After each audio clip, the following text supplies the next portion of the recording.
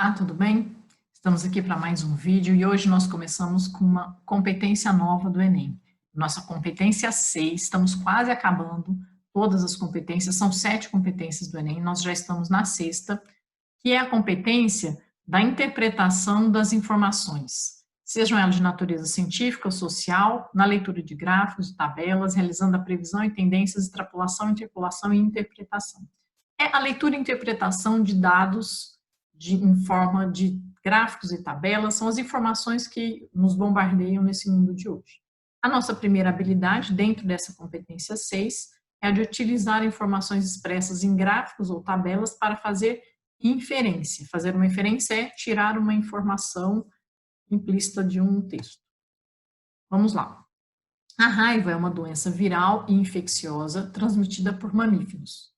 A campanha nacional de vacinação antirrábica tem o objetivo de controlar a circulação do vírus da raiva canina e felina, prevenindo a raiva humana. O gráfico mostra a cobertura, porcentagem de vacinados da campanha em cães nos anos de 2013, 2015 e 2017. 2013, 2015 e 2017, no município de BH, em Minas Gerais. Os valores das coberturas nos anos de 2014 e 2016 não estão informados neste gráfico e deseja-se estimá-los. Para tal, levou-se em consideração que a variação na cobertura de vacinação da campanha antirrábica nos períodos de 2013 a 2015 e de 2015 a 2017 deu-se de forma linear. Qual teria sido a cobertura dessa campanha no ano de 2014? 2014, a informação neste gráfico está aqui. A pergunta é, quem é este valor? Considerando que a variação apresentada é para se tomar como uma variação linear. Esta variação linear é o que a gente tem como comportamento de uma função de primeiro grau, do tipo y é igual a ax mais b. A gente poderia resolver esse problema de diversas formas. A mais rápida é a gente fazendo uma interpretação geométrica do que está acontecendo, mas eu poderia simplesmente fazer também uma interpretação algébrica, né? Tentar determinar, a partir das coordenadas desses pontos, uma equação que tratasse a representação desse gráfico, dessa reta, dessa curva apresentada. Bem, não precisamos ir nesse nível algébrico, dá para fazermos uma interpretação geométrica do que está acontecendo. Por quê? A variação linear é a variação do comportamento proporcional. Isso significa que, em intervalos iguais de tempo, a variação vai ocorrer de forma igual. O que a gente pode ver? Nós temos aqui um intervalo de tempo dado de 2 anos. Nesses 2 anos, a gente pode pensar, separando em intervalos de tempos iguais, o decrescimento, né, porque aqui a função é decrescente, o decrescimento que ocorre no primeiro ano tem que ser o mesmo que acontece no segundo ano. Em termos absolutos, a variação que ocorre num determinado intervalo tem que ser a mesma variação do outro intervalo.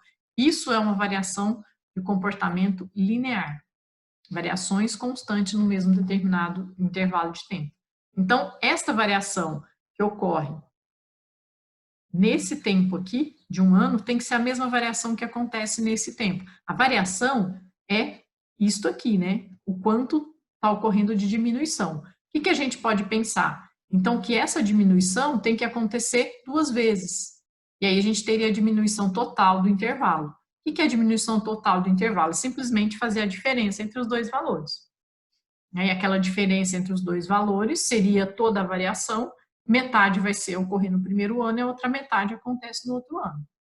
Ou ainda de uma forma mais simplificada, é entender que esse ponto aqui está exatamente na metade desse intervalo. Né? Em termos de variação de tempo, está na metade, e em termos de variação aqui da porcentagem, também ele vai representar exatamente a metade dessa variação, porque são 2 intervalos iguais ali. E esse ponto, então, ele está na média entre esses 2 pontos, né? Se ele está na metade, ele é a média entre os 2, basta a gente somar aqueles 2 valores de y, né? As porcentagens representam as coordenadas y desse gráfico. Se a gente fizer a média entre os 2 valores, a gente vai estar exatamente na metade.